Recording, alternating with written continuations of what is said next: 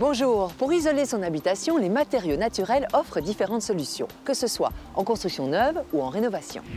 Cellulose, fibre de bois ou fibre d'herbe, chanvre, liège, paille, laine de mouton ou coton recyclé, la nature est généreuse en produits pouvant être utilisés pour isoler nos bâtiments, avec parfois des qualités spécifiques intéressantes pour lutter contre la surchauffe ou réguler l'humidité par exemple.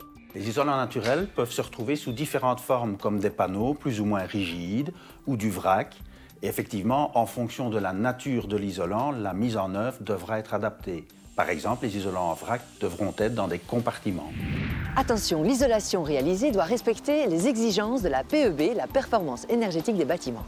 Les règles de la PEB exigent notamment que chaque paroi devra atteindre une prescription technique qu'on appelle la valeur U. L'épaisseur de l'isolant et une mise en œuvre adéquate devront permettre d'atteindre la valeur U minimum.